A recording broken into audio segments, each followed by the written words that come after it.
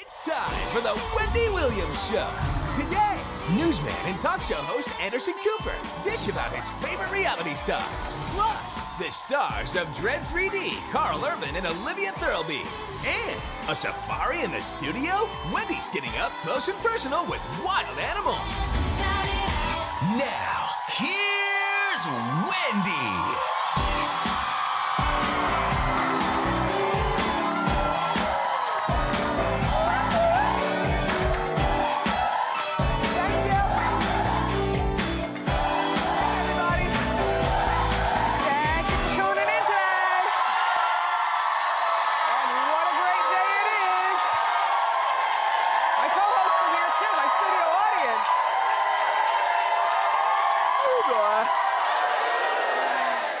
We've got a great show for you today, some great guests. I've got some shocking new photos of Lady Gaga, which, as shocking as they are, it makes me relate to her even more.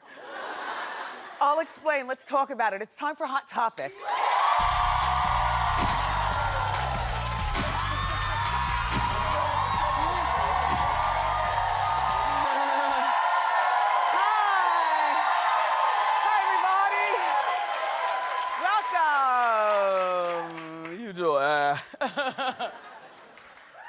So, you know, no. Wow. Thank you. Hello. So school's back in session. What parent is dreading it already? It's homework, right? Yes. We're only like 2 weeks into school. I was up with little Kev, and I lie to you not. From 5 o'clock yesterday to 1 o'clock in the morning, we were working on 2 reports because he told me that said reports were due on Friday. So he had already started working on the reports, only to have to do most of the research last night and us get the report. So you know how we are as parents, ultimately speaking, especially when they don't have siblings. Doggone it, why didn't have a second child? So that they would have each other to talk to. Ugh. Anyway. So there I am, looking at the clock, knowing that my Wonder Woman alarm clock buzzes every morning at 5:30. It is 1 o'clock in the morning, and I don't know about you, but when I lay in the bed, no matter how tired I am, you know what I mean? Don't you just lay and think about the day for about 20 minutes? I looked at 1:45 is the last number that registered on the clock.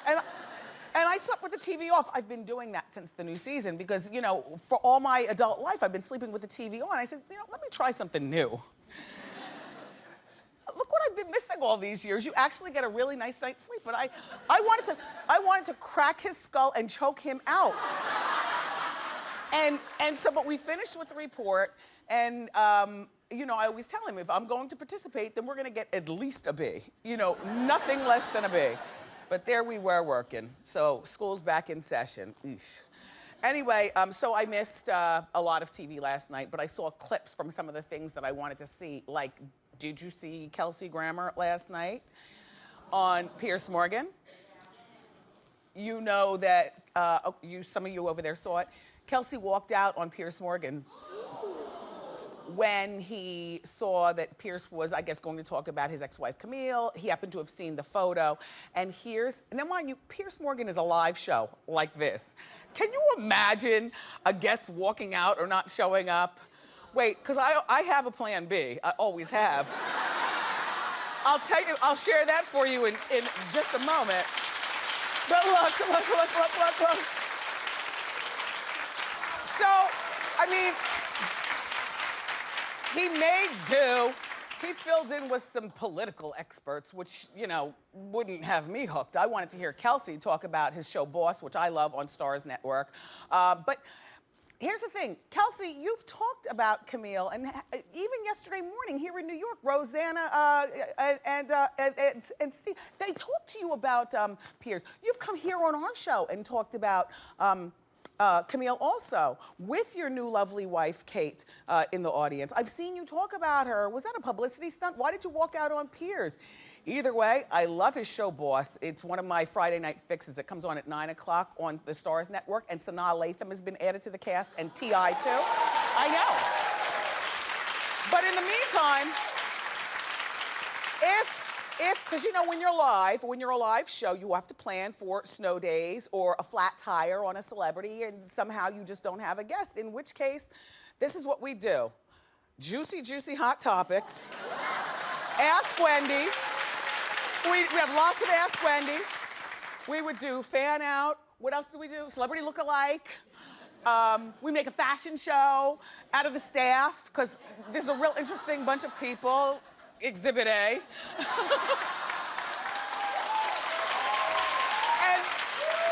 and then on a snow day, you don't just worry about the celebrities showing up when you do live TV, you worry about the co-host, the studio audience. Will they make it? In which case, here's our plan B.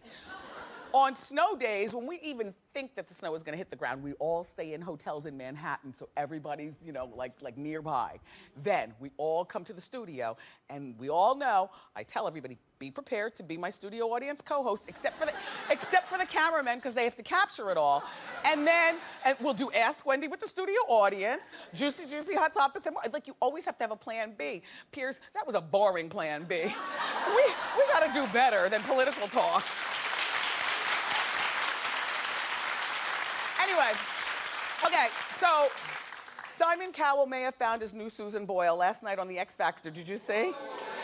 You know who I'm talking about? The black lady with the church voice? You are my people.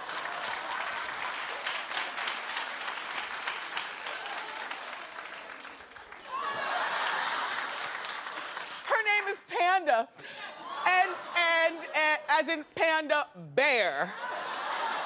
And then,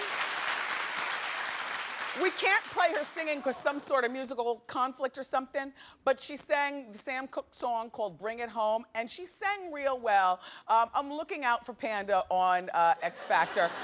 Of course, we don't expect that Panda is going to win. That's a novelty act, Simon, Demi, BS, and L.A. Reid. Hey, by the way, BS is Britney Spears. Look.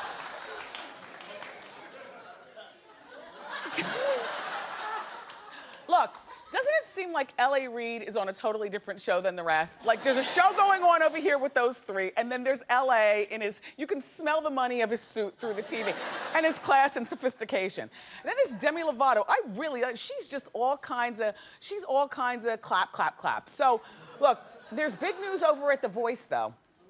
Remember yesterday we were talking about Shakira, or maybe the day before, Shakira and Usher are the new judges. Well, there's now more news about Shakira, and that is that, no, that's not Katherine Heigl, that is Shakira, and she's 35, and she is with this fella right here, a 25-year-old, and apparently she's expecting her first child with Gerald. He's a soccer star. All due respect, Shakira, this is a very random look. What happened to the muy caliente? I'm not talking about the dress. I'm talking about, right, you guys, from the neck up. I'm talking out of school. Yeah, we want, if you're gonna be on, you know, a judging show and we want you to bring it, and we're not really sure about your personality, whether you can bring it, at least bring your A game like you always bring with Hips Don't Lie. And then, even if she's not a really good judge, we've got an out, because when she goes on maternity, let's lock the door behind her.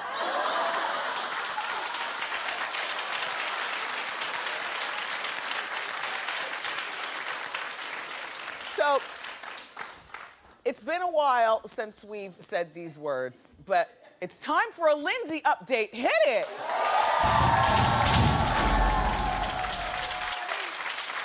I know we talked about Lindsay yesterday and the arrest and the car accident and whatnot, but we didn't do it with the old school graphic that we just did. We retired the graphic as soon as she went into rehab.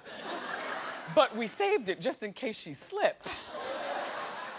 I still don't believe she slipped. Yesterday we were talking, remember I told you, I think that the guy put his knee in the way of the car. Lindsay was arrested for hitting a pedestrian with her car and then fleeing the scene. Well, the crazy part is that the car that Lindsay was driving is registered to Karen Sierra, the celebrity dentist to the stars on Real Housewives of Miami. Yeah, she's not just beautiful, she's smart, like a top flight dentist. She's got it all. Anyway, Karen sold her Porsche SUV to one of Lindsay's friends. Now the problem is that the car is still registered to Karen's, so she, the dentist, could possibly be responsible if the alleged victim sues.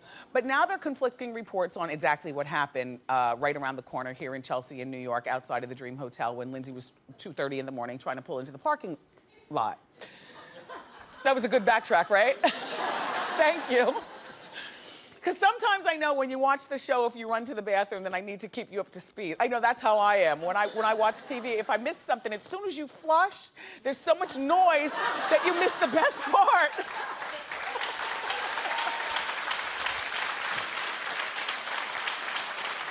Anyway, allegedly, this victim says that Lindsay was slurring her words and reeking of alcohol. Well, he also claims that he was treated for knee injury over at the hospital. Lindsay's denying that she hit the man and claims that she was sober. Police showed up to the scene and they think that Lindsay wasn't drinking, and they're reviewing the surveillance tape. My angle is, with this particular story, that Lindsay should not be driving. First of all, it was 2:30 in the morning. This man could have been, and I don't know this is in my mind. I can say what's in my mind, yes, David? Okay, thank you. I know, but because my executive producer's over there and the lawyer lady's upstairs. I gotta be easy. All right, I'm gonna say what's on my mind. What I believe is that Lindsay does not need to be driving. We've already talked about this. And what I also believe is that Lindsay is sober because she knows her big look is coming up in November with that Liz Taylor movie on Lifetime. And what I also believe is at 2:30 in Manhattan, when a man is walking and he sees a Porsche, but he might stick his knee in the way. And also, this is a really litigious society, and I think it's disgusting. People just love to sue. You drive a nice car, they hit their brakes, so you rear end them, they sue. You invite your very good friends over to your house, all of a sudden they want to fall down your steps and sue. Right? I hate it. So, anyway, here's the new poster for Liz and Dick, which, like I told you, comes out, November 3rd. Look, that's gonna be good, right? On Lifetime. On Lifetime. Do we have time for more stories? Okay, you're gonna love Lady Gaga like you've never loved her before if you're a person who embraces other people's flaws. Because if you have flaws, you like to see them in other people. It makes them more real and relatable. Do you understand me? Yes. Okay. Do you remember I was telling you that Lady Gaga fell asleep in a giant bottle of perfume at her perfume launch party for her new fragrance Fame the other day? I was telling you. Well, now we may know why. She was smoking pot. No, not at the party in Amsterdam at a concert this week. It's legal over there. There she is on stage. Gaga's looking a little like Legendary Winehouse there, right? Just a little slouchy and scraggly, but you know, she's performing, she's hot, you know, when the hair goes akimbo. Anyway, she told the audience, as she was taking her pulls, that marijuana is a wondrous drug. She said that she's smoking pot to help her cut down on her drinking. She says it makes her more spiritual. And it looks like it also is making her more hungry. And here's the relatable picture. No, we paid $250 for that picture. Keep it up. I know, pictures are expensive. I mean, Gaga, that could be any girl from Red Bank, New Jersey. You know, just, right, girls, lift up your dress. Can we talk? Okay. She said no. She said, I don't think so. The girl in the middle in the front row, get her, Rambo. She's like, no, Miss Wendy, no, we can't talk. Well, you're about 25. Give it 10 more years. Then you'll be able to understand. I'm playing with you. Look, I don't like the idea of celebrities sharing their smoking with us. Now, I'm no cornball, and I'm cool as I don't know what when this show goes off. But I'm gonna tell you, personally speaking, I don't think that it's cool that celebrities tout. What did that say? I have to stop talking? I do. I just don't think it's cool. I think that if you want to smoke pot, then fine. And, you know, to legalize it is still a big debate. But I do have to say that Gaga's got a lot of young fans, and sometimes smoking pot is the gateway drug if you don't know how to handle yourself. That's all. Look, we have a great show planned for you today. The stars of the new movie Dredd 3 are here. That's Karl and Olivia Thirlby. Plus, Dave Mizejewski is our friend with the wild animals, and he's here to show us a thing or two. He's even got an anaconda. But up next, the one and only Anderson Cooper is here. Don't miss it.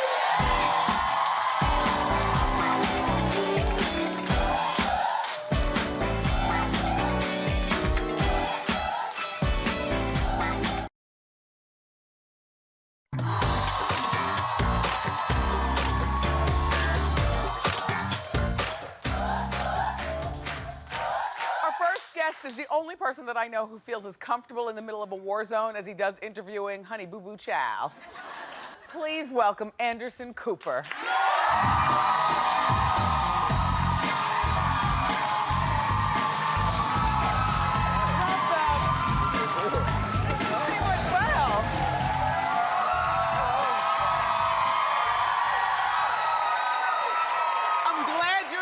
I'm glad to be here. I find that to be so interesting about you is that you, from Warzone to interviewing, I know you love reality TV. I do. We have love a lot me some Honey Boo Boo. Yeah.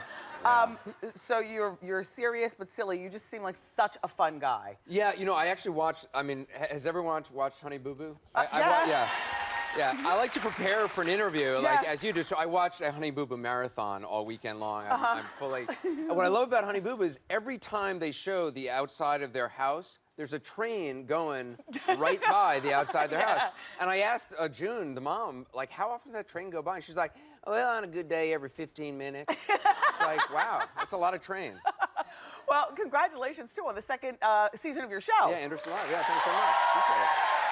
So now, although I have to say, Anderson, when I would watch your old show and the sun peeking through, it was a nice set. It would make me feel so good. It was pretty, but the problem was we couldn't be live out of there, and I really like live TV. Yes. I like the energy of it, like you know. Yes. And also it was so bright because the window. Yeah. Sometimes like our guests would, like Joan Rivers was on the show and literally was crying because the light. The light was so bright. It may be because she can't blink. I don't know. But, no, I say that with love because she's great. And thank you. I know it's been many months, but thank you for having me at your home. Yeah, you were in my house. I was so excited. Because you didn't know me from a can of paint. I could be a thief. I look up and it's quite a sight to look up and it's like, wow, Wendy Williams is in my house. Yes. Yeah. They're. And there we are at the picture booth. Yeah, at the picture booth. Man, I look sweaty there. We didn't want to know why, because everybody was drinking. Yeah, it was late. There was a lot going on. You know who I met at your house that, God, I'm dying to have on our show? Liam Neeson. Oh, Liam Neeson was there. Liam Neeson. Yeah. Because I'm a tall woman, and Right. just to see another tall man, and he's big, he's broad-shouldered. I was hypnotized. And so anyway, but so many great people were there, and then you had the photo booth, which was, and now you have a photo booth at your show. Yeah, Kelly Ripa is the one who turned me on to this photo booth. She was at the party too. She had, and everybody looks good in this photo booth. Yes. So she had it at a birthday party, and so then I had it at this book party we had for Andy Cohen, and so now, I have it on the show, and so I tweet out I Instagram the pictures all the time. Everyone looks good. It's really nice. That is a great idea. And what's fun about it is, the drunker you get, I mean, I'm not a big drinker, but the drunker everybody else gets, the more photos you take. Exactly. And the better the pictures get. Yeah. Me and my crew left with a stack. I gotta say, I was very worried having you in my house because you had on very big heels. I live in an old firehouse. Yes. And there's an old spiral steel staircase that goes through the whole building. And at one point, like, I look over and Wendy is going down this spiral steel staircase. And I was thinking like lawsuits. I imagine her falling. I was with, all right, my friend Jason, who's one of the producers here. Right. He was up at the top to be sure that I'd be okay. Oh, you had like a whole crew. Yes. Like you had a front person, a back person. Yeah, and then Antoine, who does my wigs, you see he's got 2 drinks in his hand. He's holding mine while I'm getting upstairs. But it was a wonderful party, and you're a terrific host. Now, the thing about the firehouse, it's such a brilliant idea because there's space for days. Yeah. What made you decide to I've always liked weird spaces, and as a kid, I would go by firehouse and I'd be like, wow, imagine how cool it'd be to live in one of those. And I was reading the paper one day, and there was one for sale. And was it I don't mean to count money, but was it inexpensive? Well, no, I mean, it's New York, so everything's crazy expensive, but relatively speaking, for the amount of space, it was relatively inexpensive, and no one was really buying it because everyone was like, why would I want to live in a firehouse? And it was funny, Gayle King was at that party as well. I didn't see Gayle. Yeah, she came, and she was touring around, and I gave her a tour, and about halfway through, she was like, how'd you find out about this space? Like, I didn't know this was a party rental space. I was like, this is not a party rental space. I live here. And the thing is that there's so much space. I don't even remember bedrooms. All I know is that there was lots of space. There's one bedroom. It's the largest one bedroom in the Really? planet. Yeah, it's 4 stories and it's one bedroom because I don't want guests. Yeah. So I don't want to encourage guests. That's terrific. Yeah. So now. And there's a stable in the back for horses because the original. Are you serious? Yeah, the original fire engines were horse-drawn back in 1906 when they built. So yeah. So what do you have back there? A Nothing. Tent and No, I just got. There's like a 2-story stable building that I don't have horses because I. God.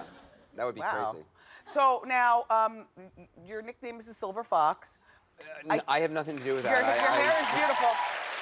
You know I'm a hair person. Yes. How long have you been This gray? is a weave, actually. I don't like to talk about it. You know, you don't like to ask white men about their weaves, but...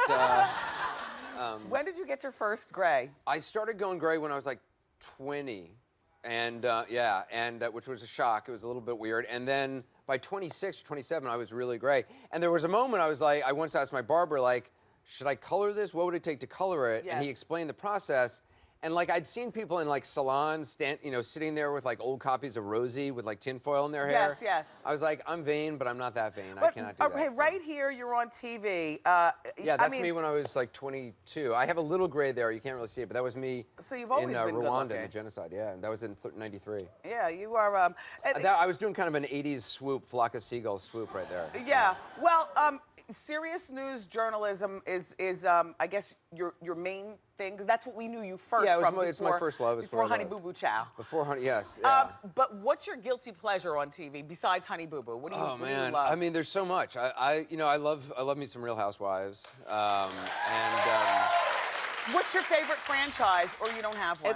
Atlanta is what was my. I mean, Nene was my first love. Yes, I must admit. yes, Nene. And I feel like I spotted Nene early on as a star, and I was talking Nene up for a long time. Like Ellen had never watched Real Housewives, and I was on, and I was like, you got to find out about Nene. Yes. And she later called me up. I don't really know Ellen. Yes. She got my number. She called me up. She was like, I just want to thank you for bringing Nene into my Yeah. life. Now, do you watch her sitcom New Normal? I haven't seen it yet. I'm dying to see it. It's Yeah, cute. because my friend Andrew Reynolds, who was in Book of Mormon, is a star of it. And I heard that you love Mariah Carey for the cuckoo crazy in a good way. I love Mariah Carey. She's like cuckoo crazy good. Yeah. So, well, did you see Mariah Carey on QVC? Oh, no, it was HSN. And I did see, it's viral. Oh, she was loopy. You got to Google Mariah Carey HSN like crazy. And this whole montage pops up. I mean, it was incredible. It was like, butterfly, butterfly, like, take camera 2. No, don't take camera 1. This it was is like why the new season of American Idol is going to be so good for us. Yeah.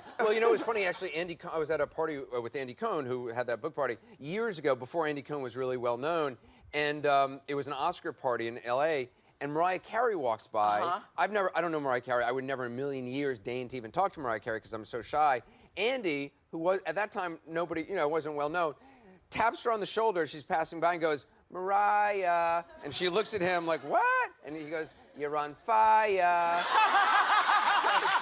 Keep the laughs coming. Up next, we're going to hear how Anderson grew up as a part of New York royalty and why he decided to come out this past summer. Keep it here.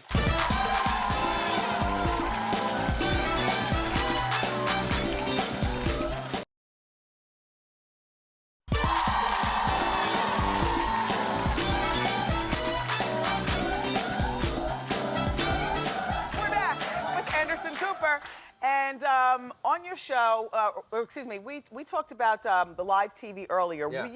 Were you nervous about not just live TV for this new season, but you also came back after the announcement that you came out? Right.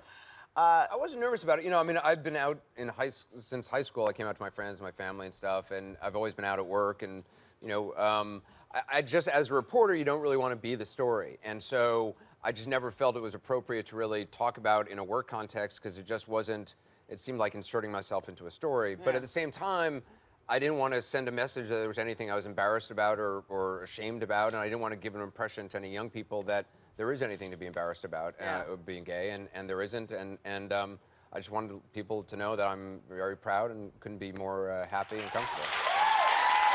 And I'm sure it's just relieving. Now the whole world knows. Okay, so I want to talk about your legendary mama. Because she's the tops. She's the upper strata. Gloria Vanderbilt bottoms all the top. You remember that commercial? Because wow. I'm 48 Bobby to you're Schwartz 45. Bobby Schwartz, the black man at the piano. And your mother's genes, what I loved about them, although I loved Vidal Sassoon and Cash Sherrill, your mother was more forgiving to us softer women with, you know, a little bit more shaking going on. And that little swan on the front and the name on the back was everything. I had the corduroy skirts, I had the jeans. You know, those corduroy skirts. You paid for my college, basically. Yeah. Listen, because your mom's blouses fit my big broad swimmer's back with the swan. Down. She'll be thrilled, I'll tell her. So what was it like having a famous, iconic mom growing up? You know, I mean, I didn't know my mom was famous until, like, the Jeans started to become very successful, and my brother and I would play this game of how many women's butts could we see with my mom's name on them. And so we would literally count all day long, just like ladies' butts. And which really I had no interest in, but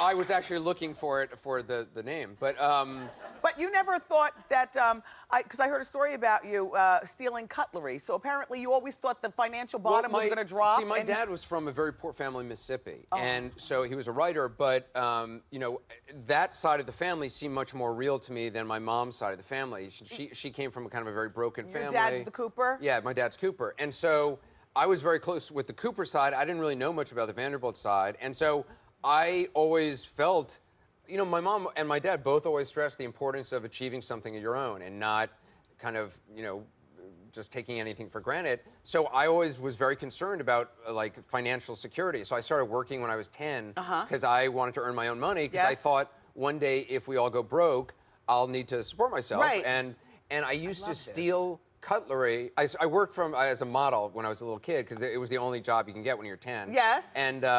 And then I used to steal cutlery on airplanes. Not on airplanes. Tell them which airplane. Well, that was the funny thing is every time we were on an airplane, I would steal the cutlery because I thought, well, one day I'll need to have a house of my own and I'll need cutlery and this will be in case we go broke. But we were on the Concorde. Concorde, yeah. That's it. And so I had found a couple years ago the box of cutlery that I had amassed. Yes. And it was all little tiny cutlery. I don't know what I was thinking, that I would live like in a little house with mice. I love that story. Yeah. I love that story because for a person who belongs to a dynasty family, even through the TV, you just seem like such a real you seem like one of us. Yeah. And that's what we love about you. Oh, yeah.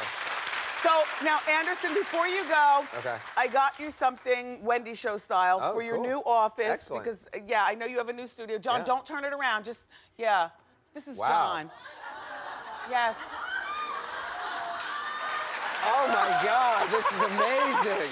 Anderson, honey boo-boo for you. Oh, my God. Anderson, it's so nice for you to come by. Thank you. Thank you so much. This is Anderson Cooper, everybody. Anderson Live airs weekdays. Check your local listings. We'll be right back.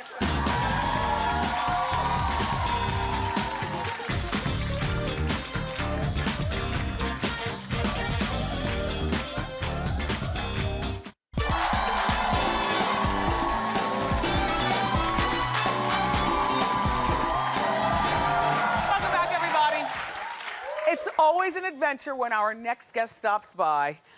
Well, today is no exception, because he brought along some wild animals from all around the world. Please welcome back to our show our friend from the National Wildlife Federation, Dave Mizejewski. Dave! Okay, Dave, as usual, I am frightened, but I'm trying to will myself not to be because animals smell fear, and I've got my flats on, and I've got my gloves. Before we get started, any safety tips today? Well, you're gonna be totally safe, but like with any animal, just don't put your hands near their mouths and you'll be totally fine. Yeah. Let's bring out our first. You don't seem convinced. Let's bring out our first guy. It's an anaconda. So I brought animals from all around the world. This is a species that lives in South America, and If you want, Wendy, you can step between us and grab the middle here. How much does this weigh? You can see, this is probably about a 50 or 60-pound steak. Oh my gosh! It's only about 9 feet long. These guys can get to be almost 30 feet long. This is the largest, How old is this? heaviest... Oh, I have to let go. There's something spiky underneath. What is that? Well, you know what? Actually, these snakes are very primitive, and they have remnant legs and these little spurs Dave, that stick I'm out letting go, in the please. males. I felt something spiky stick me in the glove. And you know what they do? The males actually kind of tickle the females as a way of courting them with those little spurs. How you doing? These are incredibly strong snakes, so they're constrictors. I want you to do something. Take a deep breath, let it out. If this snake was trying to eat you, it would squeeze you right then. Tighter than my belt? Yes. So you wouldn't be able to inhale. And that's what they do with their prey. When these guys get to be full adults, they can eat things as big as caimans, which are like alligators, and even jaguars. Amazing, amazing animal. What? They don't attack people, though. Equate it to a dog. Could they eat a full-grown poodle? Absolutely. Absolutely. When they're full grown. When they're full grown. So, and you can see how much we're struggling with it right now. I mean, Yeah. it's really, really, really strong. It's really shiny and beautiful. One last thing about it that I think is neat. If you look at the eyes and the nose, they're at the very, very tip, and of course he's going to turn his head the wrong way. That's because these That's animals... because you're the next victim. These guys, they live in the water, and their eyes and nose just stick out, and they camouflage the entire rest. All right, let's Yes, go on to our David. next guy. Yes. As we wrangle. All right, A you're going to mess. love this next one. If you've seen The Lion King, right? Look, it's between her legs. You've seen The Lion King. Oh, what is that? That's a warthog. This is the warthog. Come here, buddy. That's a form of pig, correct? Yes, it's a warthog. It's an African wild pig species. We're trying to get him on his bottles here so you guys brought can us see him. bacon. Yeah, he's just a baby. He's about 5 or 6 months old. Now, this is a species that lives in Africa. How cute are you, I though, think in a they're weird adorable. kind of way? Yeah. They're so ugly, they're cute, right? Right? Now, is the fur rough? His fur is kind of rough, and you know what? He actually has this mohawk. When he gets a little spooked in the wild, they'll kind of stick their hair up, and then their tails go up too. So why don't we bring out our next guy too? You know, Dave always says, don't name your wild animals, or don't name. He's alone by himself for a moment. He can run anywhere. All right, so this is an animal from North America. That's the beaver. A North American beaver. We're going to see if she's going to eat some of these potatoes here. Or she's just going to kind of hang out there. Is that a she? You said that's a she. It is a she. Her name is Bibi. We've given these guys names because they're so cute, right? Yeah, hi, So this Bibi. animal's from North America. We've done South America. We've done Africa. This is a species that was almost totally wiped out in America because of unregulated hunting and that kind of thing. And so now we've protected them and we've reintroduced them. They're found in all 50 states. Check out this tail. Do you mind if I touch it? Yeah, you can touch her tail. They use this tail for swimming. Oh, it feels hollow in the middle. Yeah. And, it's not actually hollow, but yeah, they use that for swimming. They're powerful swimmers. They actually create ponds. These animals can actually chew through trees and knock them down and create dams. So they create ponds where other animals live, so they're really important out in the environment. Yes. Yeah. All right, so we have actually one more animal, sort of the big finale. By the way, have you definitely wanna noticed the get to. pink carpet runway for the animals? I like your leopard print gloves, by the way. Yes, yes. All right, so last animal is adorable. Okay. And it's probably one I don't think I've ever brought on before. Okay. Well, let's see, maybe there's, there we go. It's a monkey! A vervet monkey, okay? So let's see if we can get him to eat some grapes for us. You wanna, there we go, buddy. So this is an African species. Really, really cute. Up, and he's gonna head back over there. But check this out. Watch. He's gonna shove these grapes in his mouth. He's got these really cute little cheek pouches. So cute, though. You can see why people want to like have a monkey as a pet. They don't make good pets. And, No. And you know these guys live in special facilities that have special vet care. But listen, if people want to help wildlife, yes, they can check out my website with National Wildlife Federation. It's nwf.org/naturegeek because that's my little name. Yes. If you guys want to help protect these wildlife, check that out. Dave Mizejewski, everybody. Thank you so much for stopping by again and bringing these fabulous animals. Again, for more information, the National Wildlife Federation, visit wendyshow.com. Up next, the stars of Dredd 3 are here. Oh, we'll be back.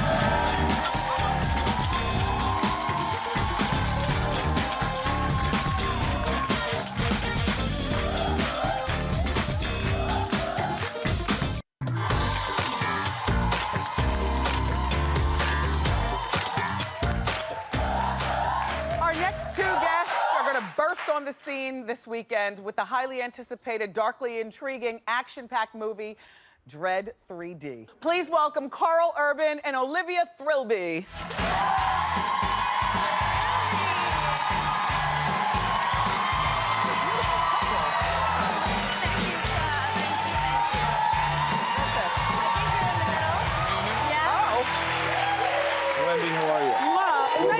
you, Karl. This has been a lovely place for Olivia. Thirlby. Nice to meet you. Nice to have you here. I called you Thirlby in the beginning, and so I'm sorry about that, You Miss wouldn't Thirlby. be the first. Yes. A lot of people call me Thrills, actually. It's a nickname that I have, and it's for that very reason. Does your mother know? You guys are a handsome couple. You walked in holding hands like a couple. We're a team. We Yes. are a team. We are a team. Well, good for you guys, and congratulations. You know, their movie is getting a lot of buzz. Yeah. And it's also based on a comic book. That's right. Yes. Karl, what did you tell producers? Well, first of all, tell everybody the premise of the movie. Premise of the movie is basically this is a day in the life of Judge Dredd. He's a futuristic law enforcement officer. On this day, he gets assigned a job to assess Anderson. And she's a rookie, and she's going through a test to see if she's going to become a fully qualified judge. It's like a future cop. In the course of the day, things go really bad, and they get trapped in the building, and there's a bunch of people that don't want them to leave. Cult following, big deal. Yeah. Okay, now your costumes were very heavy, and I would imagine very hot. But you were a fan, I was reading about you, you're a fan of the Dredd comic book. Yeah. And you told, not the producers, but the casting people, that you wanted to keep the helmet on the whole time? Well, this is the thing about Judge Dredd, is that he never removes his helmet, ever. Yeah. You never see what he looks like. And I read the script, and that's the way that it was written in the script, and I was relieved because the guy's an enigma. He's like, think about it, he's like Batman without the Bruce Wayne. Yeah. Wow. You know, it's kind of cool. And so, about the costumes, they filmed this in South Africa? Yeah. Very hot during the summer. I mean, what were the costumes made of, Olivia? Leather. Yeah, leather, very tight leather. And it took about 2 people to help me get into them every morning. And so then there were the pants and the jacket, but then there was a layer of body armor that zipped on top. So there was a lot of costume, and it was very heavy costume. And you kept them on the whole time. They wouldn't let you unzip them in between because it took so much time. Well, sometimes there was a battle between takes because they would call cut, and Did you lose any weight with these? I was always the first one being like, please unzip me, please, please, just the first layer, just the body armor. Yeah. That's all I want. And they would be saying, don't unzip, we're gonna go again right away. Yes. And I'd. She would literally have a team that would swarm and like zip and fans That's going. why they pay you actors the big bucks, though. They have to go through a lot. Now, I don't know whether you know Olivia from the movie Juno, but that's where I first met you. You know, by seeing that movie. And your hair, it was one of the things that, you know, I'm a hair person. So when I see hair that I would love to have as a wig, it's your hair. Except you cut it for Dredd. We cut our hair. We cut our hair. It's really cute, though. Thank you. So what was the process? You got the role and then they told you to cut it? Yeah, well, the character Anderson exists in the comics, and she's got a blonde bob, so we were being very truthful to the source material in every way, and it seemed like the hair definitely had to be a part of it. But I was excited Yeah, for a change. for a change. I had always had very long, dark hair, and I think it was like a proper moment in my life to change it up a little bit. And then the blonde, did you decide you didn't want to keep the blonde? You know, it was fun for the 3 months High of shooting. But I prefer myself as a brunette. Yeah. And also my hair grows fast, so we had to do my roots every 9 days. Oh. And that's a lot of stress on your hair. So I was ready to kind of give my hair a break after that. Olivia does an incredible job in this film. She is a kick action hero in this movie. She's just. Wow. Why, thank you, Karl.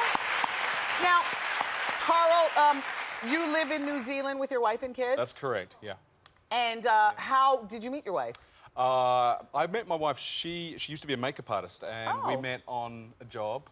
And I just did everything I could to stay in that makeup chair for as long as I could. Yeah. Wow, that's great. Yeah. And then you come over here, you do your acting, and then you go back home to New Zealand. That's right, live in New Zealand. Got it. Now, and Olivia, you grew up here in New York in the East Village. I know.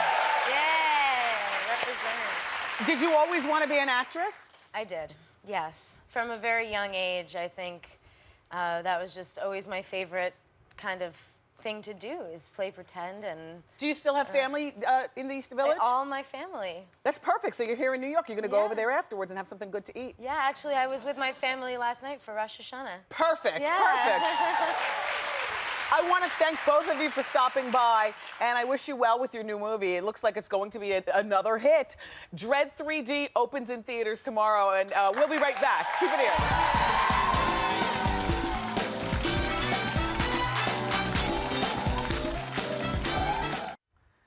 Welcome back. If you're ever in the New York City area, come by and be a part of my beautiful studio audience. Our studio is on West 26th Street here in Chelsea. Go to wendyshow.com. The tickets are free. We'll be right back.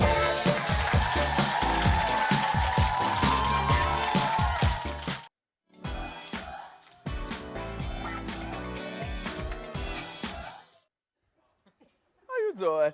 So tomorrow on the show from Dancing with the Stars, Apollo Ono is here with Karina Smirnoff, and Sesame Street's Big Bird stops by. I love you for watching today, and I'll see you next time on Wendy. Thank you.